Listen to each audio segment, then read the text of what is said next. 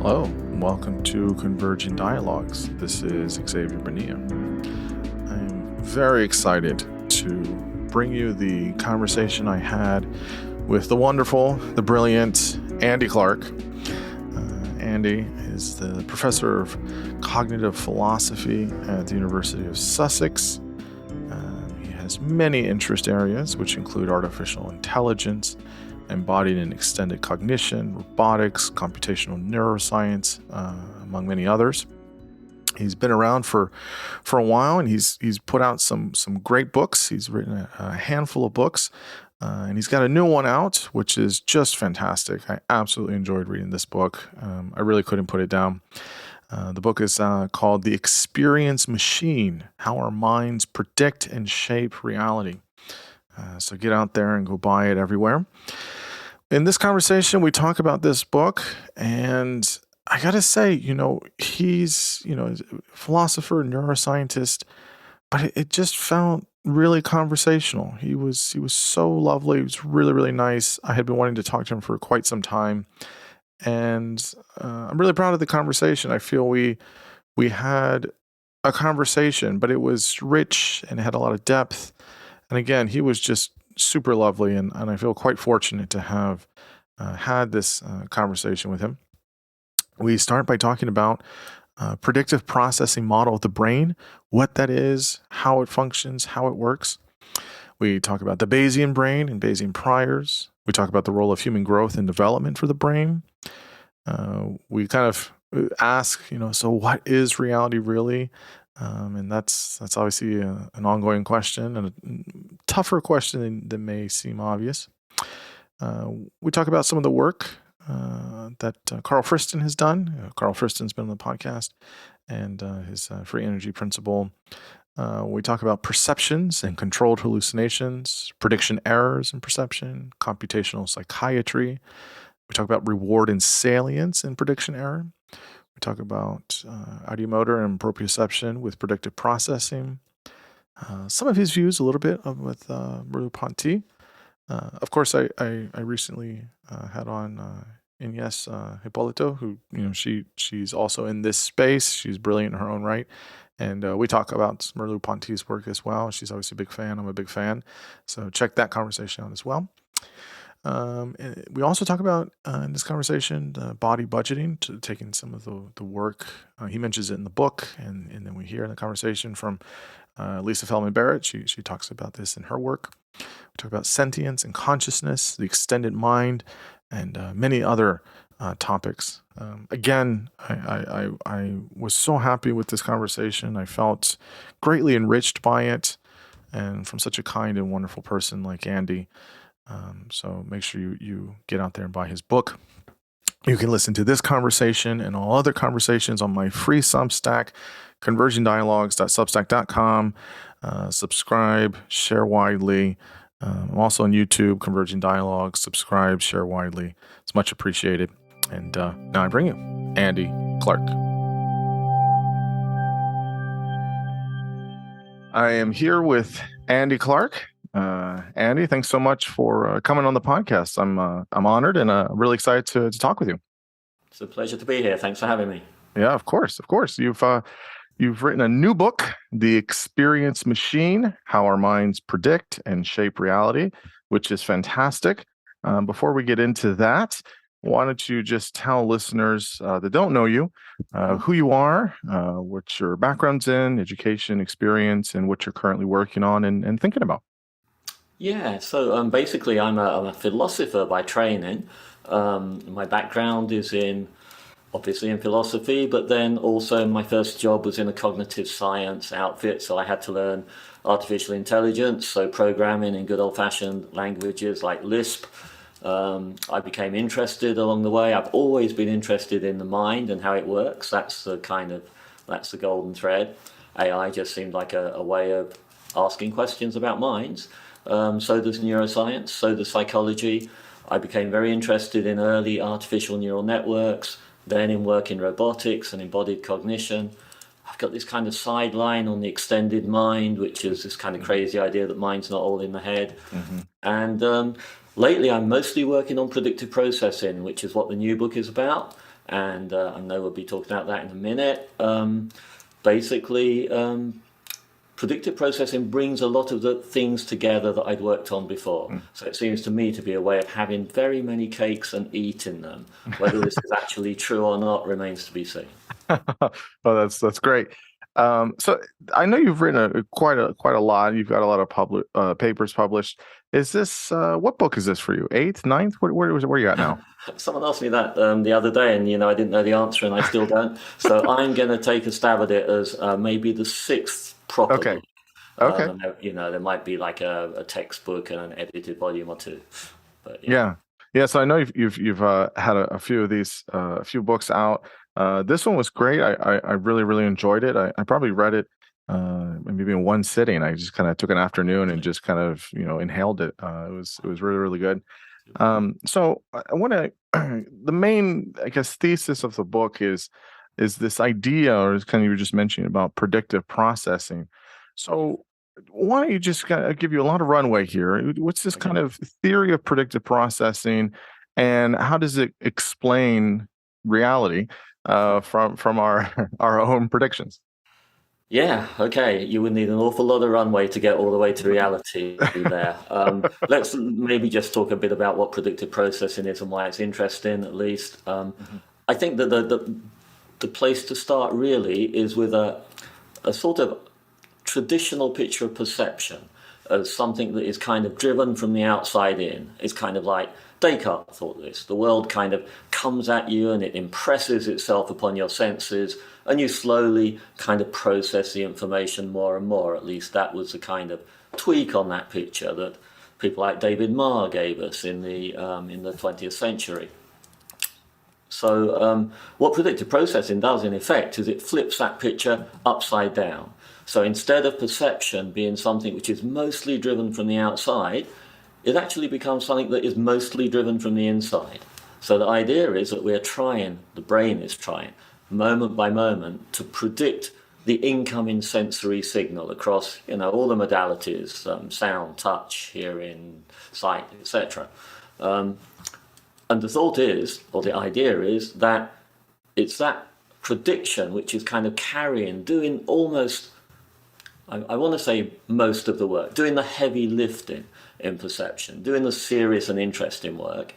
And then perception itself becomes something rather different. It becomes dealing with the errors that arise when the brain's tried to predict the incoming sensory signal. So the brain is trying to predict.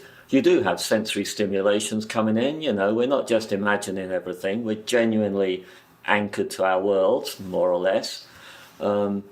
And what happens then is that where there is mismatch between the prediction and the incoming signal, you get what are called prediction errors. These are the same prediction errors that are familiar probably to some people that work in sort of broadcasting, for example, in communications. Linear predictive coding uses these kinds of prediction errors, JPEGs and motion compressed video. These are all cases where you think, look, if I know quite a lot about the signal that I'm expecting, then instead of using an awful lot of bandwidth to kind of drive the system into that position, I can just predict it and use my bandwidth just to deal with the deviations. So, what's different between this frame of the motion picture and the next one, or rather between this one and the one before it. So that's very efficient, but it's more important than that, I think. So in telecom, it's just efficiency. Kind of, predictive coding was a story going back to Bell Labs in the 50s. But actually, deep down, I think it's a source of meaning. I think it's because our brains are prediction engines, bringing this kind of understanding, this model to bear, and using that to predict the sensory signal, that things get to make sense at all. So actually, I think this is part of the answer to what's probably the deepest question in philosophy, which is, and indeed in the sciences of mind, which is, where does meaning come from? How is it possible? So there's a lot more to say about how all that works. The cool thing about predictive processing is it's not just the idea that maybe it works from the inside out. It's a computational model of how that might work, and it's a model that has an implementation, a plausible implementation in stuff that the brain does. So it's kind of it's hitting on all these different bases at once. There's a big picture, there's a kind of way that it could be done, and there's probably a way that the brain gets to do it. But that's the general idea, is that you flip that old story on its head, and now perception becomes so active. It's all about what you expect, and even the prediction errors, which are the closest thing to sensory information that we have, they're still kind of framed by your expectations, because they're the difference between those expectations and what's coming in. So they are sensory information, but it's kind of you-centric. Yeah. Yeah. I guess the handful of follow-ups here. So Yeah. one piece of this is obviously we're having a series of inputs from the environment or the world that we're living in or that we're maneuvering through, and then we're getting that information, and then we're synthesizing it or registering it, and then there's a certain level of outputs. How much of this is more of the phenomenological question, because much of this sounds like sort of zeros and ones. I know it's much more complicated than that, but in some sense, we're getting inputs from the environment. When we're going to do outputs, obviously the role of at least the five major senses and all the other, if you will, ancillary senses as well are important. But is that determinant on that, so that inputs that we receive and outputs that we put out, you need the senses or the sensorium aspect of the human experience to be predictive of that? Or asked another way, could you be able to have this type of predictive processing in accordance with senses, but also outside of the senses as well? Or is this just kind of the unknown? And this is why I say the phenomenological piece. We know things through our senses, but could you say that there are things that are occurring or are happening outside of the senses, the things that we aren't necessarily so consciously aware of, whether you want to call them unconscious or phenomenological? How do those types of processes fit into the predictive model here? Yeah, I mean, it was a sort of it was perhaps just a kind of practicality of the quick gloss that I gave you at the start there, that I made it seem as if it was all about perception and just sort of basic sensory perception. But of course, really the idea is that in order to predict what the senses are bringing in, you need a model that has all kinds of things in it. So, cats and dogs and Coke cans and opportunities. The opportunity to pursue one of my goals or to sit in a chair. So all of these things kind of figure in the stream of prediction. They're kind of high-level predictions that in themselves spawn a bunch of lower-level ones, all the way down to actual expectations at what's more or less pixel level. So the idea might be, I'm walking into my office, I expect a cup of coffee and a desk, something like that. Those very high-level expectations, but they spawn lower level ones about the shape of my coffee cup, about ultimately the play of light and dark, given the way that I see light coming through the window as I walk in. So, I mean, you asked also about unconscious stuff. I would think that most of these predictions are unconscious. So, we don't walk around thinking about what we're predicting. That would be such a terrible active move to make. So, what the predictions are trying to do is let us have an experience of the world. So the predictions are just guesses at what the most likely state of the world is that might be responsible for the sort of energetic stimuli that are hitting my body. And there's that sort of sense there of the brain as kind of almost a sort of locked in place. There it is, kind of in the dark almost, and all it's got are these sort of patterns of responses to energies. How do you get at the world from patterns of responses to energies? Well, one thing that you can do is keep trying to guess what might be out there causing those patterns. And every time your guess mismatches the pattern, try and refine it a little bit. And rather surprisingly, it was, proved a way back by Brown Ballard back in, I think this is now the sort of early 90s, that even starting from random assignments, so in other words, your predictions are based on a model which is totally crazy. So you can start from these random assignments, you can gradually improve them by updating slightly every time a mistake is made, and you can you can learn the model that then enables you to predict. And as I say, that model will have all kinds of stuff in it that isn't obviously just sensory.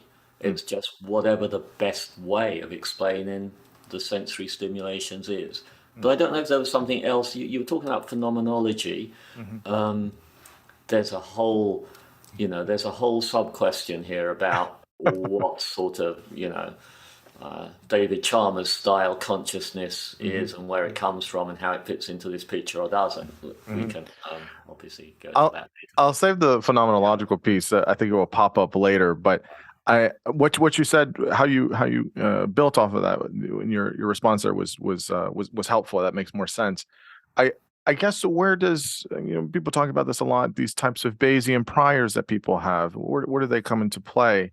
I guess in much of the ways of your explaining the predictive processing, obviously it's a complex kind of almost network of things that we're doing.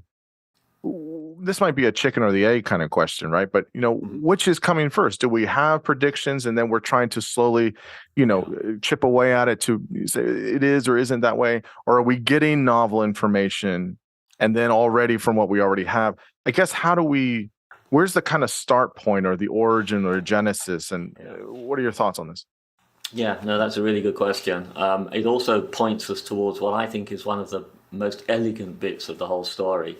So, so okay, what are Bayesian priors in this? They're just knowledge, really. The priors are just what the system knows about the shape of the world that is likely to be causing the inputs. So it's just knowledge. But then the question was sort of, where does that knowledge come from? Because if you need knowledge to do the predictions, and it's the predictions that give you experience, then how can you have experience in the first place? Because, it seems like unless you already knew about the world, you wouldn't be able to make the predictions. But actually, that brings us back to, for example, that Round Ballard paper and these sort of demonstrations of essentially learning from scratch. So this predictive processing doesn't say you learn from scratch, and I don't for a minute think that we do. We've got a long evolutionary history. We start off with some kinds of expectations about the world, even some that are sort of built into the kind of body we have. You might think that in some very broad sense, just having lungs means that I expect to be able to breathe air. From the get-go, I'm sort of striving to do that thing. And actually, under the sort of mathematical formalism here, that can be treated as a prediction too. So there's a sort of, there's a sort of set of things here, some of which I think look more like real predictions than others. The real predictions are the things that are made by a model rather than like, I don't know, whatever prediction about the shapes of fruit having 5 fingers amounts to. But but still, the important point here is that the attempt to make predictions gets you the training that you need to get a model that enables you to make predictions. So I think about learning a language. If you want to learn a language, it would be really, really good to know the grammar of the language. But actually, a good way to learn grammar is just to be exposed to the language and spend your time trying to predict how that sound stream is going to vary. So in effect, you're sort of trying to, given someone saying one word, you're kind of trying to predict what the next word is that they're going to say, or some little sound fragment. You're trying to predict what the next sound fragment is. And by trying to do that and making corrections as you fail, you can slowly build up a model. So a good way to learn, a good way to predict the next word in a sentence is to know stuff about grammar. But a good way to learn stuff about grammar is to try again and again to predict the next word in a sentence. Yeah. And so in that way, you kind of bootstrap the predictive model out of the attempt to predict.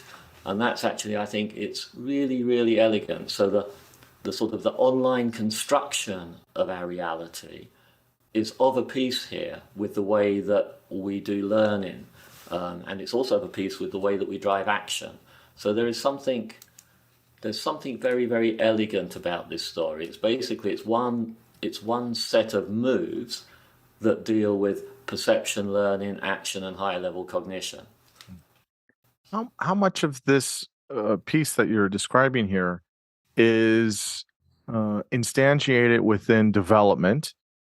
So as obviously we're developing physically, cognitively, intellectually, and even personality wise. How much of this is kind of a you're talking about that kind of with semantic bootstrapping is what you're referencing. How much of the elements of just what we would say, development for humans, is implicated here, and kind of secondary to that, what happens when there's a major injury, such as a massive trauma, or something like a brain injury or things like that. Obviously, that's a different kind of Yeah.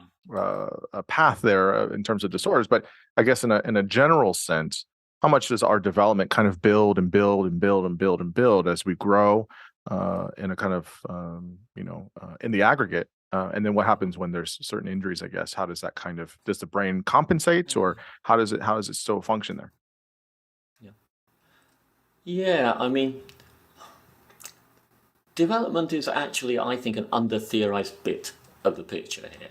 So there's a sense in which most of the actual simulations, in fact, all of the ones that I know about there, basically take a sort of adult of some kind. Mm, And, that adult creature or adult simulated creature gets to learn about its world and then do sensible things on the basis of a predictive model. mhm, It's obvious that one of the powerful things about biological systems is that, as I think Ellman said many years ago, they kind of start small and they get bigger. mm, And that starting small hypothesis, it's actually quite interesting that there might be something about, for example, slowly opening or increasing the the power of your working memory. So just suppose that in sort of early part of development, your working memory window was smaller. mhm, One good thing about that is you wouldn't try to learn very, very complex regularities in the world. You'd yeah, kind of be forced to learn the simpler ones. mhm, But those simpler ones are the building blocks that you need to get in place first before you learn the more complex ones. So actually having a developmental system that is shifting like that is probably a rather powerful kind of tool for learning about a very complex world.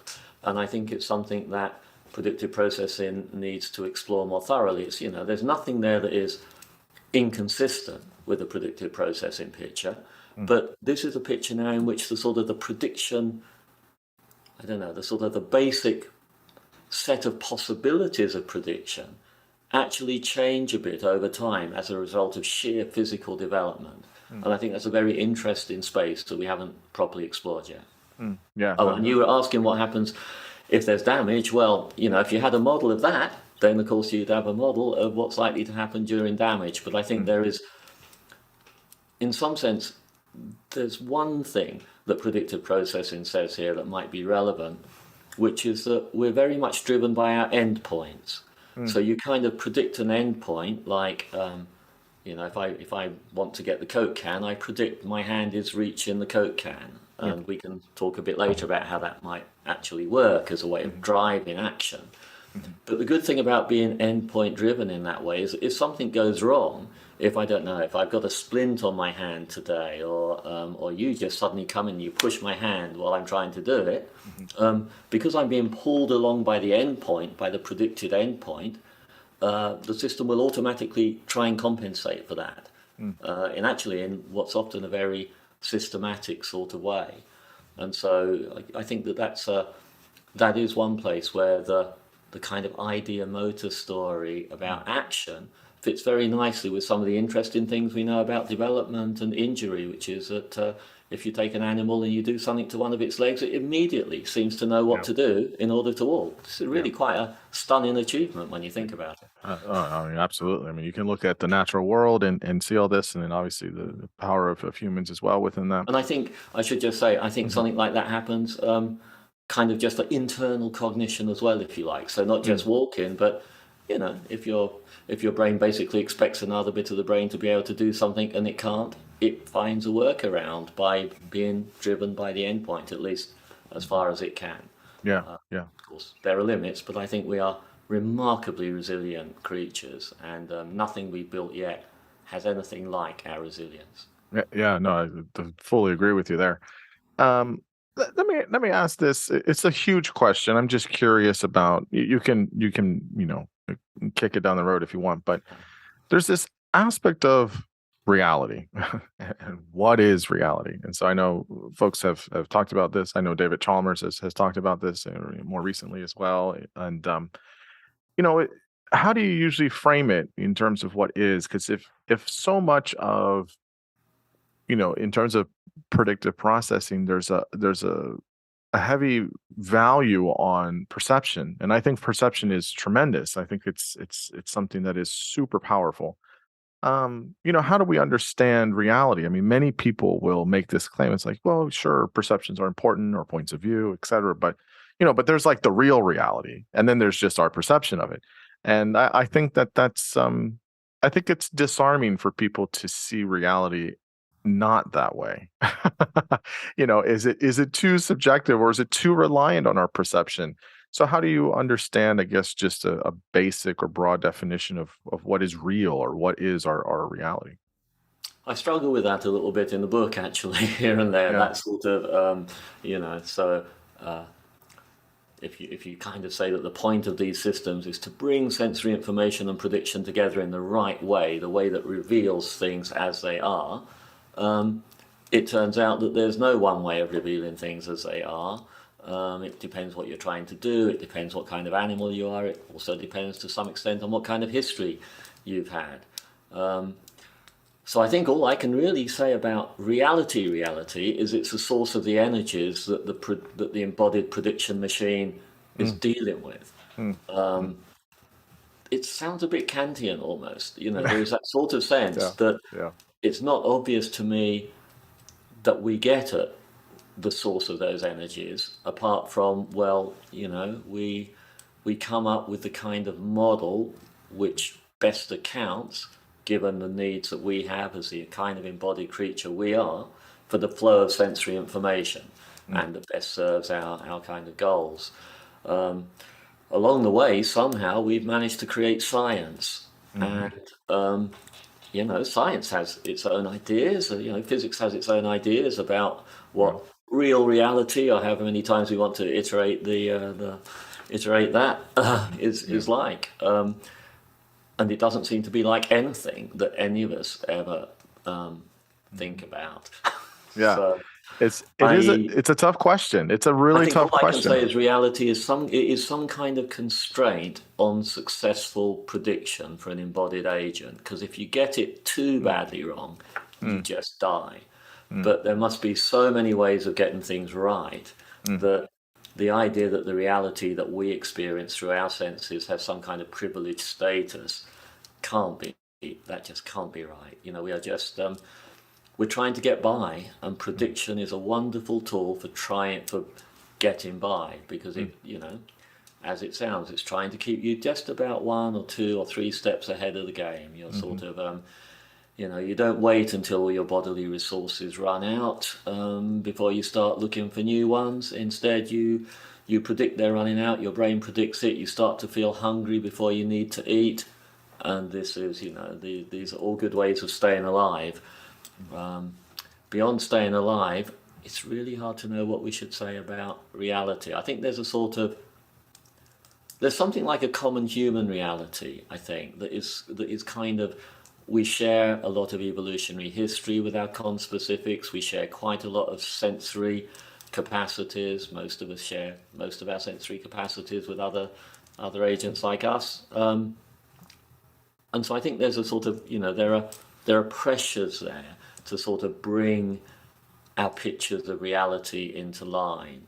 There's also language itself, which I think is doing some of that work. If I try and talk to you about my experiences and how I see things and how I feel, there's a kind of pressure there to come up with a story that we can both accept. Yeah. And human reality is pretty much that, the story that we've all come to accept.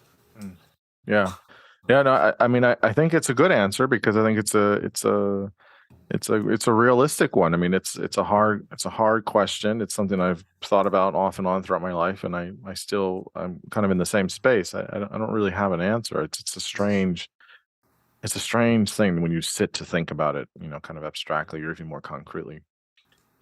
Before we I mean, get into concrete realities, yeah, if I think about reality, I'm not normally thinking about quantum physics, I'm yeah, just yeah, thinking about the stuff that I can reach out and grab and deal with. Hmm. Um, and there's a sense there in which I think you could reasonably say that there's a form of reality wherever perception and action come together to enable you to do stuff. Hmm. And I think that would fit with Dave Chalmers' sort of picture in Reality Plus that, Yeah. virtual realities are as real as other realities. Hmm. They're places where perception and action come together to let you do stuff. Hmm. Yeah. Yeah. It was a very, that book was very fascinating. It felt very um, current for Yeah. many of the things we're dealing with, and many of these conversations can sometimes feel a little dated or things like that. But his felt that Reality Plus was a great book. He put a lot of interesting ideas forward. One thing before I want to ask you about these controlled hallucinations. It's very fascinating Right. when you brought it up in the book. Before that, though, just as a maybe sort of a kind of a long, it doesn't have to be long, but sort of a footnote of sorts is reading your book and some of the stuff you've written. I was trying to figure out or understand one part of my brain was trying to figure out how much of your work is similar or different to Carl Friston and his obviously free energy principle. He has his critics, of course, and but many people that kind of get it. I mean, it's very very elaborate. It's very elaborate. Um, really enjoy it, and he for listeners, I was fortunate to talk to Carl for over 3 hours on the podcast. I think it's episode 120 something, 121 maybe, so folks can listen to that. But yeah, how much of your your work is similar or dissimilar? Again, not to put you in a camp or anything, but just how do you see there's any overlap or things where you kind of just diverge a little bit? Or because I see there is, to me, there's the predictive processing work seems similar, but how do you see it? Yeah, I mean, well, Carl is one of the architects of the computational and neuroscientific accounts of predictive processing. So, his work is absolutely crucial to the whole field. It's if you had to pick one person that was actually responsible for a lot of this, it would be Carl. Mm. He's also like about a million times cleverer than me. So, it's genuinely true. I'm quite good at reaching out to multiple audiences and bringing things together. Um, but Carl Friston's sort of approach is very, very deep and profound and moving from first principles. So I think the biggest difference is exactly there that Carl starts from first principles that are more or less a tautology. So it's, Yeah. basically, basically you have to, if you're here at all, you have to be avoiding surprises in your encounters with the world because the things that didn't avoid the surprises aren't here. So from there, he slowly builds up the whole of the active inference predictive processing story. Mhm. I take what Carl calls the low road. So that's the high road. The high road is kind of starting from first principles and deriving everything from there. I've never been able to get my head properly around the high road. It's probably just too much math there for me. So I'm a low road kind of person, and the low road is the one that starts with computational models and neuroscience, and is sort of like, okay, here's a way that you might get certain things done. Let's just start to ask whether it's the way that animals do it, whether it's the way that humans do it. And in that sense, it's sort of, it's not really it's not attempting to be a theory of quite everything. Mhm. It's a sort of, maybe it's a theory of most things cognitive, maybe Mm. all things Mm. cognitive. Mhm. But, Mhm. I think that the free energy principle it has a wider remit than that. It's literally become a theory of all things. Yeah. And I think it's fascinating. And, what's wonderful about Carl's work is that he's got that huge sort of abstract first principle starting point, Right. but he plays it out in like a million different projects Yes. that get to grips with every kind of little practicality and cognitive ability and um, cognitive deficit and cognitive difference that you can imagine. Hmm. So yeah, somehow he's taking the high road and the low road and all the roads in between, and I'm just on the low road. Well, I mean, you don't sell yourself short. I mean, your work is obviously tremendous as well. I had a feeling it didn't seem like there was any conflict with what you're saying with what he's saying. It seemed more that there was a lot of kind of overlapping and swerving in and out from what he's doing, and vice versa, what he's doing with what you're doing, and so it seemed to have like a very nice, healthy complement. Yes, I can't think of any point of conflict Yeah. at all, really. I mean, it's occasionally there's been a little conflict over the notion of representation, where I think I'm a bit more of an old-fashioned representationalist. So I think that brains actually harbor predictive models, so that you can say that some of what they do actually involves generating a prediction in a sort of in a rather brutal sense, as opposed to the idea that it just is the model. So it's not like using a model to predict. It's just when everything's going on and self-organizing in the right way, that is the model. And that feels like, you know, it might just be a difference in the sort of vocabularies that we're most comfortable with using. Might reflect something about Carl's roots in dynamical systems theory and mine in kind of more classical approaches. But at any rate, that's as close to difference as we've ever come across. But it's never come to anything, because the thought that builds on that is that nonetheless, in the case of animals like us that are often busy, if you like, there's temporal depth in the models that we bring to bear on the world, quite a lot of it. So we're looking ahead at counterfactual futures, and we're pushing ourselves via simulations into the future. At that point, I think we don't disagree. There's something going on there that looks very much like representing how things are going to be if you do such and such. Yeah. Yeah. So tell me about, so you talk about in the book about perception, of course, and perception is tremendously fascinating for me. And you say that ordinary perception is a type of controlled hallucination. So my clinical work comes into play here when I was reading that, and I said, well, I've worked with patients that have psychosis, and I know about hallucinations and delusions, and it's not quite that, obviously, but how tell us about perception as controlled hallucination.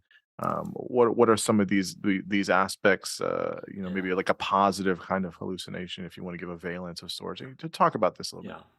Yeah. I mean, this is I don't know quite what the right phrase for it is. A motto. It's a slogan that has come up a few times in this area: perception as controlled hallucination. I'm not quite sure where it comes from. It certainly wasn't me. Anil Seth uses it, but it wasn't him. I think it might be Ramesh Jain. It might also be the old machine learning theorist Max Klaus. It comes from somewhere, but no one's quite sure where. The idea, I think, is just that if you think of the brain as a kind of constant guessing machine, busy trying to guess what's out there, then under good conditions, that guess gets corrected by incoming sensory feedback. So you're getting sensory information in, and where there's a mismatch, you get prediction errors, and the prediction errors try to grab a better guess from the stuff that you know. So that's the sense of control here, is that sort of trying to guess the world and having your guesses corrected by the sensory information. Now, deep down, I don't actually want to say that perception is controlled hallucination, even though I just let it go in the book. Because as a philosopher, I actually think it kind of gets the cart before the horse, and that what we should really be saying is that hallucination is uncontrolled perception. So I think we should flip those around, so that, as it were, perception is our way of being in contact with the world. Something has gone wrong in the case of hallucination. The perception has become uncontrolled. And you can see how that will work. If you take away the sensory grounding, then the inner model just gets to spin its wheels fairly freely. Look at what happens in a sensory deprivation chamber, for example. And in the case of psychosis and so on, there'll be stuff I'm sure we'll talk about later today, where the way that sensory information and your predictions are balanced by another factor called the precision weighting of the prediction goes wrong. And I think that's the root of just about well, in fact, the kind of, at least the canonical picture here is that's the root of all psychiatric problems. Every psychiatric problem and every difference is a difference in this balancing act between sensory information and prediction. So, if your predictions do all the work, sensory information does no work, then you're either hallucinating or imagining. If you just manage to control stuff without the sensory information, but you're still kind of busy, you're still pursuing your goals, then I think that is actually just imagination. So the picture that you get out of predictive processing of perception, imagination, and hallucination is all very much on a kind of continuum. These are all just differences in the way that sensory information and goals are managing to control the way that the guesses that your brain is making about how things are. Is it in terms of flipping it, where you have a type of you said uncontrolled perception, if you will, or a controlled perception, but in an uncontrolled perception, that the switching that around as opposed to a uncontrolled or controlled hallucination, that there's the point of emphasis. The emphasis is more on the perception, not on the hallucination, right? And that's why it's more of this is a move for the philosophers, really, because Sure. they have a great investment, some of them, in, as it were, veridical perception being the basic case and everything else being a kind of derivative case. And I think if you think of perception as controlled hallucination, it can sound, at least to those philosophers, as if you're somehow doing damage to that they think metaphysically really important starting point. But if you just flip it around and say hallucination is uncontrolled perception, then they get what they want, and I think that for the purposes of predictive processing, we're still saying the same thing. So, there are places where I bother to make that argument, but it's not very important, really. The general idea is just that the brain is a guessing machine. It's busy, guessing. The sensory information is trying, if you like, to rein that guessing in a way that lets us achieve the things that we want to achieve. And when that reining in goes wrong, then we are hallucinating, and the stuff that we're expecting is doing too much work. And actually, if you try and rein things in too hard and you up the volume on the sensory information too far, then actually you're still unable to deal with the world, because now you can't spot faint patterns, because to spot faint patterns you need to bring your model to bear on what's normally a rather unreliable and noisy signal. So, if you've got a noisy signal or an unreliable one, the last thing you want to do is really turn the volume up on it. Right. So, I think, again, it's all in the balancing act here between prediction and sensory, whatever you want to call it, energies. Yeah. So you mentioned in the appendix, right, in the back of the book, you mentioned these four elements of how the predictive brain works. So maybe this is a good time to kind of chat about that. You talk about the generative model, the predictions, prediction errors, and precisions. Kind of give us what these four are and how these are kind of the nuts and bolts of the predictive brain. Yes, so I think they are the nuts and bolts. I think of those nuts and bolts, the most important one is the generative model. So, the generative model is the structured knowledge store that the system has that enables it to make moment-by-moment predictions. And of course, this is very much the same kind of generative model as we're seeing in generative AI work at the moment. There are differences, but they're both generative models. If you had, for example, a generative model for images, then you would be able to create novel images that belong to a certain category, ones that you've never seen before. And so we've seen this in the sort of work that some of the kind of deep learning work on generating fake celebrity images and so on. So you can only do that if you've got a generative model of celebrity faces. If you've got one, then you can generate a novel instance. So that's the bedrock thing, it's a generative model. And as we mentioned earlier, it's good that you can acquire that generative model just by trying to predict the next sensory stuff that is hitting you. So the generative model isn't sort of flown in from nowhere. Yeah. Instead, it's the result of earlier attempts at prediction and wherever you started. So, evolution gave us something, so we started somewhere. Yeah. Yeah. So that's the generative model, and that's the core, I think. The generative model issues predictions, and so that's pretty much what it sounds like. It's trying to predict what the current stream of sensory information is most likely to be like, given what you know about what you're doing, where you are, all that sort of stuff. And when that prediction hits the incoming sensory information, so by then it's been unpacked all the way down to how should these energies be right now. If there are major differences, then that generates prediction errors, and the prediction errors are, if you like, they're sent deeper and deeper into the system until they can retrieve a better prediction, a prediction which will quash them. So the prediction errors are seeking to abolish themselves, if you like. So that's the idea, is that prediction errors then code for whatever sensory information wasn't explained by the current prediction. So it's in that sense that they are sensory information, but they're the unexplained current sensory information. So now, what do we have there? We've had generative model, prediction error. The remaining thing is precision. Yeah.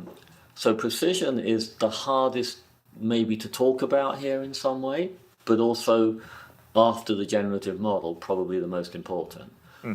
So precision here it's a weighting on the sensory evidence versus the prediction. So it's just this sort of balancing act, but it's not a balancing act that is done just once. Instead, the idea is that the brain is a multi-level system where a high-level prediction generates a lower-level one, generates a lower-level one, all the way down to incoming sensory stuff. And every level there is trying to balance what it's sort of seeing as if it were sensory information, the prediction error, with its own prediction. So this balancing act is it's repeated again and again and again throughout the brain. But the easiest way to think about it, I think, is just as sort of trying to turn up the volume on whatever is most reliable and salient for what you're trying to do. So, on a foggy day, you probably don't want to turn up the weighting on visual sensory information too high. You want to be driven maybe a bit more by what you know about the landscape. Maybe there's probably a cliff edge over there. The fact that that's not present in the visual information, that you shouldn't allow that to drive too strongly.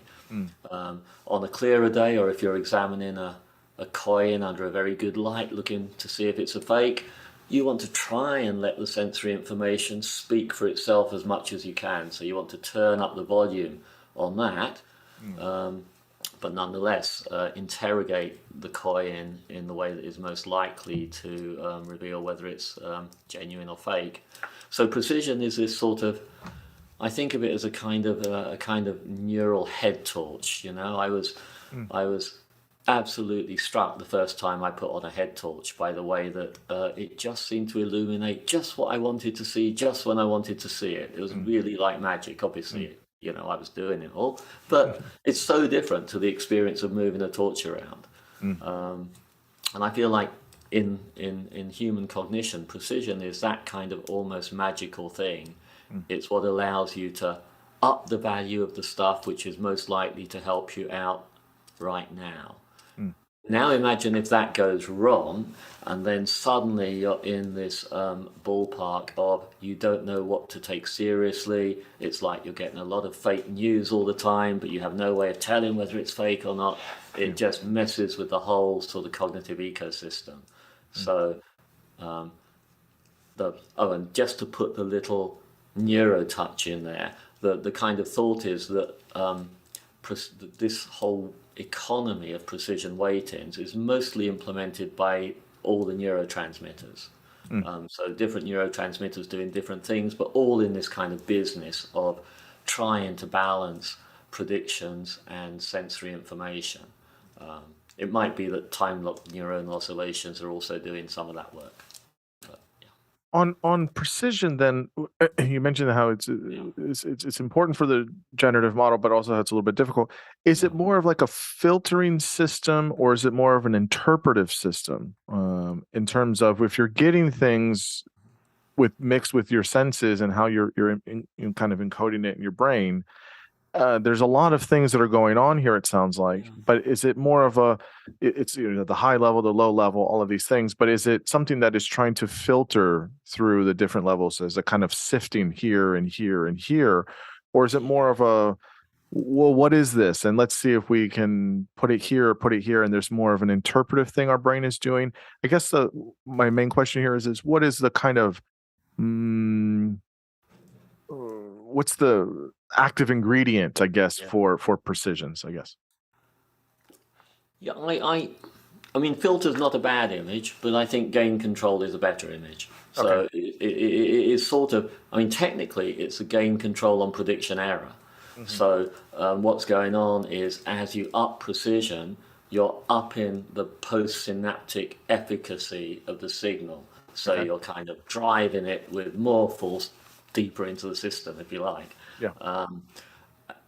But what that really means in the end is that we have a zero sum game going on here. So if you up the precision on something, that is costing you precision on other things. Yeah. And so it's very much, precision is the way that these systems implement what we intuitively think of as attention. Mm. Yeah. And it actually explains, I think, some stuff about attention that's never been properly explained before. So people have often had like the spotlight metaphor where it's kind of okay, so you've got something in the spotlight, other stuff isn't. But why exactly should that be the case? Why not just have one really big spot? Why not put everything in the spotlight? But since this is very much a sort of balancing act and it's a zero sum game, you've got a sort of first principles explanation of Mm.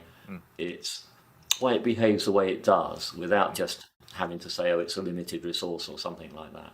Yeah. Yeah. That makes sense. I like that way of explaining it. You talk about in the book about computational psychiatry, which was Oh yeah. interesting, very very interesting. Um, Maybe you can maybe talk about what that is, but how the predictive processing model fits here. But how does that give us a more insightful and systematic approach to opposed to a symptom based approach? And how do we look at how functional disorders may or may not operate? Yeah. Yeah. Um, so it is something that I'm super interested in right now is the kind of computational psychiatry applications of predictive processing. So I think it's a kind of major moment in sort of beginning to erode what I think is actually a very bad distinction that is written deep into a lot of contemporary culture, which is a distinction between neurology and psychiatry, as if there are sort of two kinds of ways that things can go wrong. One of them psychiatric and the other is neurological, and often you're kind of being sent to different people. I think in the end we're just going to see that neither of these categories really does justice to the phenomena, and that what we want is a kind of category that brings them together. It doesn't have a name yet, but I think that predictive processing is suggestive of how that category might look and operate. In part because it gives you this way of being cause based rather than symptom based for Hmm. explaining the differences between different different psychiatric conditions and different ways of encountering your world, whether they're psychiatrically problematic or not. So you can think of, I mean, one, it's probably easiest just to look at a few examples very, very briefly here. Yeah. So you mentioned functional disorders. Maybe we should just start a little bit further back than that with the idea that when you think about perception as being structured by prediction, perception of our own bodies is structured by prediction in exactly the same way. So my body and the way that my body feels and my pains and my tingles, they're all just percepts that are constructed in exactly the same way as all the other percepts by bringing predictions, most of them unconscious, together with sensory information in a way which is balanced by precision weighting. So, for example, just to take a bodily case, I quite often get phantom phone vibrations, where I seem to feel my phone kind of going off in my trousers, or when it isn't. And actually, lately, I get phantom phone vibrations on my wrist because I started wearing a smartwatch too, and I got used to it giving me these little buzzes now and again, and now I've got phantoms there as well. So, what seems to be going on there is that overactive expectations are kind of swamping bits of otherwise innocent sensory information. So there'll be little sort of fluctuations in my bodily state, but under the strong expectation that my phone might ring or buzz me, then those small fluctuations can be treated as good evidence of an incoming call, and so I sense the buzzing. This is just kind of this is sort of predictive processing 101. It's just this kind of if your expectations are strong enough, then actually that's how you're going to experience the world. There's a case that I rather like of just because it's a dramatic way of showing this sort of stuff, of a construction worker in the States who was on some scaffolding, and they fell off and they fell onto a very large nail. I forget exactly how large, but it was a big nail. It went right through their boot. They appeared to be in agony. They were taken to hospital. They were given fentanyl and something else, I think, as well. And slowly they tried to, remove the nail. They got the nail out. They took the boot off, and it turned out that the nail had gone right between the toes and hadn't done any physical harm to the person at all. And yet they were in genuine agony. And I think that's because they had this damning visual evidence. And that meant that they gave very high precision weighting to their expectations of pain. And that brought the pain about. And that was genuine pain, excruciating pain, I have no doubt. No one's accusing the construction worker of faking it or anything like that. Something like this seems to be going on in different degrees in, for example, chronic pain. So, chronic pain is a huge medical problem.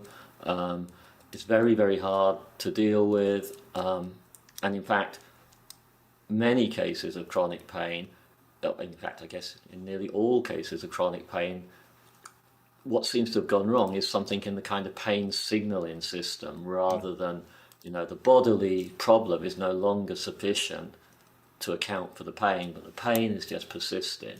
Again, this is this sort of overweighted expectations of pain can become ingrained in just that kind of way.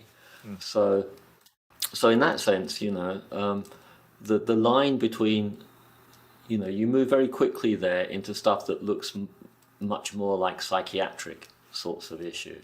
So if you think about that balancing act in other domains, imagine that you constantly overweight the incoming sensory evidence. Now ask yourself what your life might be like. I think if we think hard about that under a predictive processing framework, you can see that could easily be one aspect of autism spectrum condition. That what seems to be happening there, in part at least, is that sensory information is, at least by neurotypical standards, overweighted. So that makes it hard to spot certain kinds of subtle pattern in rather noisy environment. Some very subtle patterns might involve, how other people are feeling right here, right now. But I don't think that there's actually a primary issue there. The primary issue, at least from a predictive processing perspective, is enhanced sensory worlds. So there's a lot of illusions that autism spectrum condition folk are not subject to. In those cases, they're seeing the world brighter than we are, if you like, brighter than the neurotypical folk are. And I think this is one of the places where that question, so what's the right balance between sensory information and expectation, just comes home to roost, because there's no good answer to it. It's easy to imagine worlds in which having the balance one way is better, other worlds having the balance another way is better. If you happen to inhabit a world that has been mostly structured by people who had the balance one way, then you're inhabiting a kind of artificial world where your balance might not be so useful. Or at least could sometimes be problematic. So I think there's, that's one side of that. The other side is what happens if you overweight your predictions. Well, if you overweight your predictions, then you're likely to start to hallucinate things just because your brain strongly expects them, like my phantom phone vibrations. So there are systematic attempts to look at lots of different psychiatric ways of being, like having PTSD, for example, that tries to make sense of them by thinking about these differing checks and balances in a predictive system, all sort of determined by precision weighting. And maybe, if that works out, we'll end up with a kind of taxonomy, if you like, of different ways of experiencing our worlds, where we can slot things in according to, at what level of the predictive hierarchy precision weighting is turned up one way or turned down another way. Maybe that would certainly be a step on the road to actually having the kind of causal picture that might enable one day better interventions. So, intervention is obviously the grail here in some sense, or at least, Yeah. yeah, I making think things better for everyone. yeah. I think that's totally right. I think that having a structure like that is important. About the piece about the overlap, I agree fully that psychiatry and neuroscience, or neurology, or both, have to have this kind of meeting of the minds more or less, bumping into each other. Um, I think it's, I had an old supervisor used to tell me that, when I did a neuropsych rotation, he said, we see schizophrenia as a psychiatric disorder, but really it's a neurodegenerative disorder at the very least. Yeah. And in many ways, schizophrenia, which, if people have, auditory or visual or tactile hallucinations, um, there's still a lot of unknowns, but there is something that the brain is doing with the amount of internal stimuli they're receiving. And I think the only difference that is drawn from that there is how how how much is it obfuscating the ability for someone to interact in a quote unquote shared reality with other people. Yeah. But that doesn't necessarily mean that we have to, I think, entirely offset it. And I do agree with you that in the future, as we understand more about the brain's predictive processing and what that looks like, we are going to see more, I think, a different taxonomy that moves away from disorder Yeah. and more towards, difference in some ways. That's not to say that some Differently people, balanced somehow. yeah, yeah, After all, if you had the kind of periodic table mm, of sort of, yeah, the periodic table of experiential differences, as written by predictive processing, it would just be different balances all the way hmm through. hmm Um, and and as I sort of mentioned earlier, different balances will be really useful in different situations. that's right. Yeah. They did some experiments where non-clinical voice hearers, who are basically here just people that hear voices an awful lot, but it doesn't cause them any trouble in their daily lives. Um, they were put in a kind of experimental situation where hidden voices were being played amongst a lot of noise in an fMRI kind of tube, I think it was. Mm-hmm. And the non-clinical voice hearers were much more able to successfully pick this up. They noticed that there were genuine voices out there. Mm. Um, of course, the price of their hypersensitivity to voices there is that they're getting a lot of false alarms in the, Yeah. just like my false phantom phone vibration alarm. But there would be environments in which that was such a positive plus that they would just be expert voice hearers. Yeah. Uh, Well, and what it's doing is that it's looking at the whole menu of human experience and valuing the human and people that we normally, at least historically, have seen as deranged or yeah, insane or things like yeah. that. And it's a different framework, and we're understanding it on different continuums, which I I think think it is could important. be really helpful for the other thing you mentioned earlier, functional disorders. Hmm. So, these are sort of cases of paralysis, and pain and just about anything you can imagine where there doesn't seem to be an effective standard cause. Hmm. Sometimes they say there doesn't seem to be an organic cause. I couldn't buy that for a minute. If there are these altered balances in play, that's as organic as anything else. Hmm. But it's just not a standard cause. In the case of functional disorders, I think it's going to be really, really helpful as we begin to think that ordinary perception of our standard bodily states, our ordinary medical symptoms, is constructed in just the same way as it's being constructed in the case of these functional, as they used to be known, psychogenic Hmm. Hmm. disorders. Hmm. In each case, you've just got some sensory evidence, you've got some expectations, mostly unconscious, and they come together in a way that generates your experience of your body, your medical symptoms, your Yeah. pains.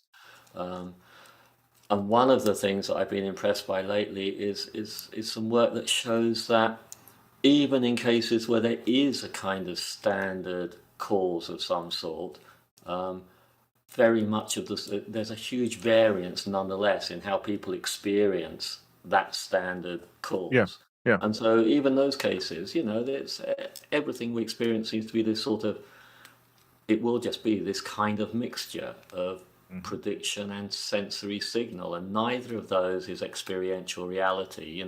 Nociceptive activity is not pain. Hmm. Um, Well, I so I think I think, think I think yeah, people realize this if you take something as, I'll say common because people are aware of it.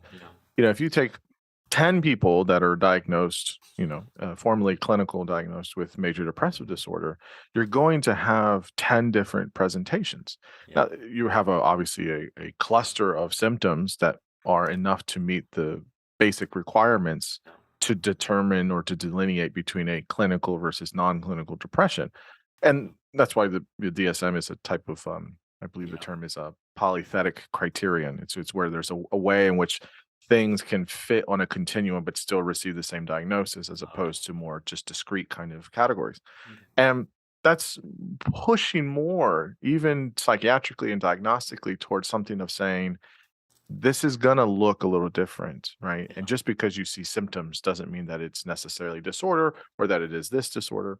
You could take something like inattention, which can be seen in yeah. 6 different major disorder. So I think pushing towards that mode is good. And Um, another thing that will come out of this, and then I'll stop sort of yeah, yeah, yeah. hanging on about this, but another thing that I think will come out of this is we'll start to take the environment much more seriously as well, Mm, because mm, all of these sorts of balances are constructed on the basis of dealing with different environments, and mm. changes to the environment are just as potent and powerful as direct changes to the sort of neurotransmitter system or Yeah. anything else. I think we should end up with something that sits between psychiatry, neurology, and something like environmental understanding. Mm, no, I think that's a really important point because I think that if you're understanding more of how an organism is in the world, well, then you have to say, well, what kinds of environments should adjust, and then and or which, and even with adjustment, which environments are going to be more or less suited for certain individuals based on whatever Yeah. kind of constellation of things that they And may cases have. where by changing the environment you can change the predictions that are structuring the Uh-huh. experience. Hmm. So Hmm. you can just reach in so many different ways. You can just Hmm. try and change the predictions by just, I don't know, talking to people and getting them Yeah. to try and make different predictions, or change the world that is sort of training them to make those predictions, Mm. or maybe reach right in and do something sort of, something clunky with pills. But Yeah. Yeah. Yeah. Okay, I want to ask you about reward. I'm really interested in your thoughts here. So we many people will be sort of familiar with the reward prediction error. You can talk about that if yeah, you want, but yeah. how I'm curious here, how is the reward prediction error different than salience? Um, so uh, and I'll give a little bit of a setup with this. So my mind on this is coming from like a kind of addictions kind of world, right? For people that use a substance and they are Right. addicts, Yeah. right? Somebody now, the casual user of, let's say, alcohol, or maybe if they're using other types of substances, they might have some enjoyment from it, or they like the high they get from things or whatever. But someone that's a legitimate addict, they have a serious challenge with Yeah. it. It's not enjoyable, Yeah. right? Yeah. It's not it's almost Yeah. necessary, especially if you take Yeah. something as mainstream as alcohol is. Your body needs it, and so there's this. How my question here is that the reward prediction error, is it different than salience in terms of what's there, or do you see it as similar? And because the salience piece seems to place almost um, kind of implicitly a type of moralizing aspect of reward. And maybe you think about that differently, but yeah, just talk about that idea between reward prediction error and salience. What are your thoughts there? Yeah. I mean, so there's actually quite a lot to say in this area again. As much as you want. The, Go ahead. the reward prediction, the in a way, okay, maybe the place to start is this: within a predictive processing framework, there's nothing special about reward. In a sense, the what happens is that strong predictions play the role that is often played by reward.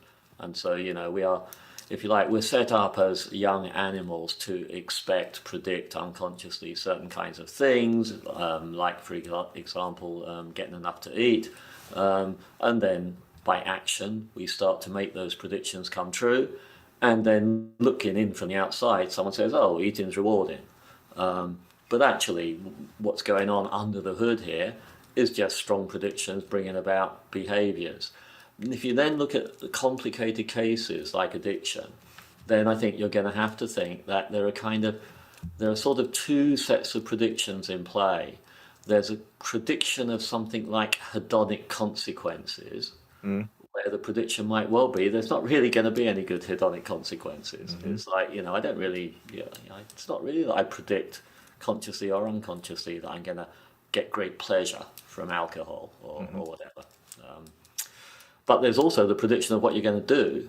And so if you have a strong prediction that you are going to seek out the drug, that you are going to seek out the alcohol, then even if you also predict simultaneously that it's not going to give you hedonic, you might say reward, it's not going to give you hedonic kick, then I think then you get the right sort of, that's how predictive processing accounts strike the sort of balance that people like Berridge have been saying that we really, really do need to strike, so that you don't think that you're driven by reward in those cases, you're driven by something slightly different, and that mhm, different thing is literally an expectation of your own behavior.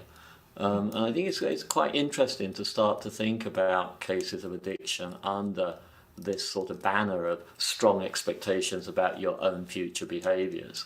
mm, It's sort of, I feel like it's sort of part of giving us the sense that actually, there are ways around this, but basically you have to sort of often take a kind of indirect approach. Expectations are structured by environments. Often, if you change the environment enough, that's going to make a big difference.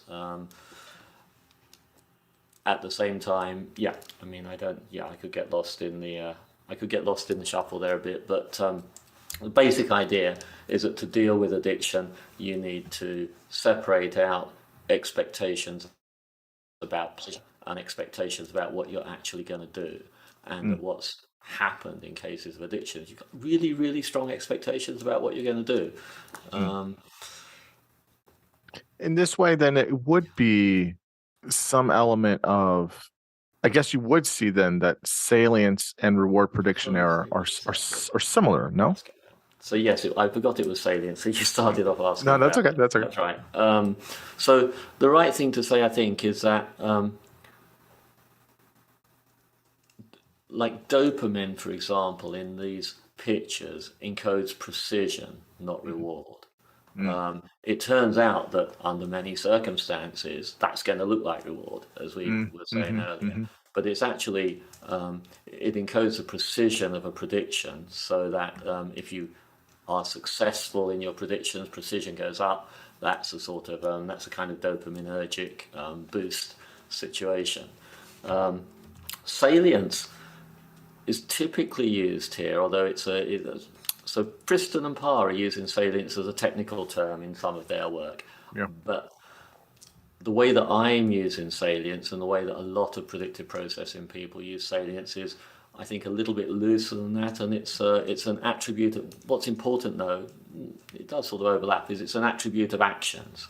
And so if something is salient, then in essence what that means is that I'm assigning high precision to actions that would engage me with that. And so that's a little bit different to just the idea of, if you like, assigning precision as I'm generating a percept of the world. That's more passive, that's not got action into the equation. So the difference really there is that salience is kind of high precision, engage in action, as opposed to just merely attending passively. Yeah, so there's an active principle here. Yeah, That exactly. there's Yeah, some active component to it, yeah, almost as if there is. It's not that you're going to get to this kind of. I think there's a colloquial thing now that people say is where you get a dopamine rush or dopamine reward. yeah, that's For right. someone that's maybe an addict, it wouldn't be necessarily trying to predict whether you have a reward or not. It's more of, this is a salient, or this is a top of the list urgent thing I need to figure out. Whether I get a reward from it or not is almost irrelevant in that Exactly. So situation. Yeah. probably it becomes more like you're just sort of sucked in there because of the strong prediction Yeah. that, you know, in that circumstance, this is what you're going to do. So, put all the right paraphernalia in front of me and I get sucked straight into that prediction that, okay, I'm going to take the drug now. Well, this, I guess the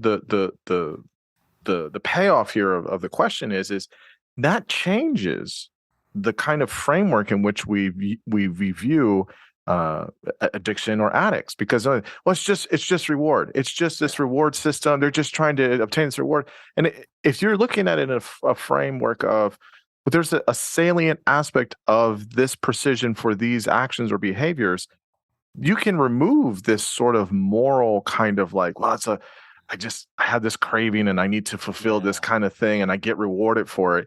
No, if it's more of a salience thing, it almost strips it of that and has a neutralizing effect of it. No, would you see it that way, or no? Good, actually. So now I understand why you were mentioning the sort of moral dimension there, 'cause I didn't quite get that before. Yeah, But yeah, yeah, yeah. I completely agree. This sort of, there's no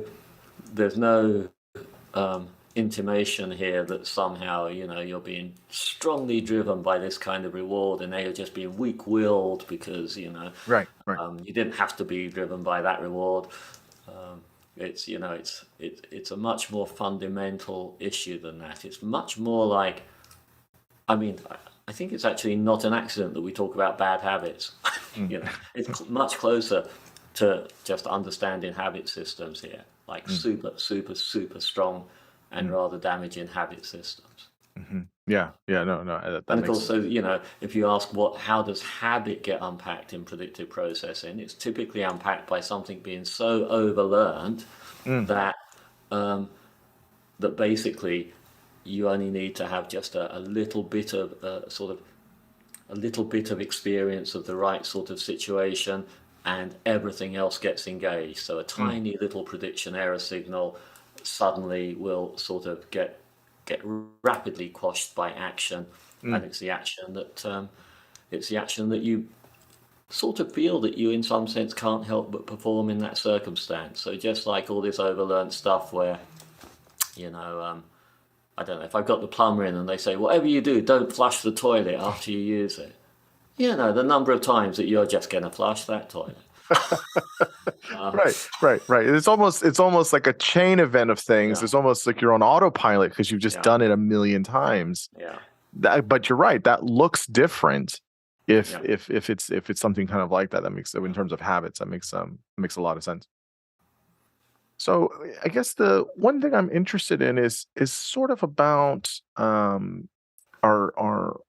kind of our internal ways of understanding how we're responding to the outside world or how things are going. So with the predictive processing model, you talk about the ideomotor theory, and how predictive processing is different than that theory. So how, just kind of set us up for that, similarities or differences with motor control and movement, and then we can talk about some of the Yeah. internal physiological states. Yeah, that's good. So what we're getting to here is the predictive processing account of action, Mm, which we've sort of touched on a few times earlier, but we haven't really said much about how it works. So the starting point here is the idea that you've got two different ways to get rid of prediction error. One way, the way that you get rid of prediction error in perception, is you try and find a better guess. So mm, if I go into my office and I'm expecting to see my desk and actually someone's taken it away, I get waves and waves of prediction error. Gets a better guess. Oh, yes, they were going to varnish your desk this morning or something. But there's another way of getting rid of prediction error, which is to bring about the state that you were expecting. mm, And so the kind of thought is that some prediction error signals, ones particularly to do with the body, ones that are to do with what's called proprioception, which is yeah, the kind of body's, as you know, the body's own, the brain's knowledge about the current state of the body, its orientation in space, right. the kind of tensions and flexes in the different muscles and so on. So when we have proprioceptive prediction errors, the thought is that the brain gets rid of those by actually moving the body so as to bring those proprioceptive signals about. Mm, mm, This turns out to be a rather elegant way of doing motor control because it avoids an awful lot of heavy duty computations that are involved in other ways of doing motor control. mm, That leads in to the idea motor story because it's very much a sort of version. So, it's not really different to idea motor. I think it's a version mm, of the idea motor story, but it's a kind of, well, it's a pumped up version in that there's actually a mechanism here. mm, So the original idea motor story, due to people like Herman Lotze and William James, was that it's the idea of the completed action that brings the action about. So the mm, thought would be, look, when you have a very strong idea of reaching out and picking up the Coke can, it's that very strong idea that makes it happen. mm, And actually, I think that was hugely insightful. I think it's phenomenologically actually quite accurate. The more I think about it, it sort of it kind of goes to a lot of work in sports science where it's having the idea of making the stroke properly that actually seems to be helpful in bringing about the right stroke. mhm, But what happens in predictive processing is it's not really just the idea of the sort of goal. It's the idea of the sort of the flow of sensations that you would experience if you were doing this. mm, If you were doing this, yeah. I mm. was going to say if you were doing it right, but let's just say if you were doing it. Right. So, so it's different from classic idea motor theory only in that it's about a whole trajectory of motion with all the accompanying sort of proprioceptive signals, Mm, and that means that it's got a computational implementation and a plausible um, neurological one as well. mhm. Yeah, it's just almost like I don't know about yourself. I play tennis, and so when I play tennis, it's just very much this whole thing of I can't just. I mean, you have to think about hitting the ball and timing and how your swing is and follow through and your hips and your feet and there's all these things going on. It's not easy for sure. It's Yeah, very complicated, but yeah, it's not just thinking about the goal of what you want to do, right? yeah, And it's not just yeah. visualizing it. There's that piece of it too, but it's more of yeah, there is a kind of Reaching up, yeah.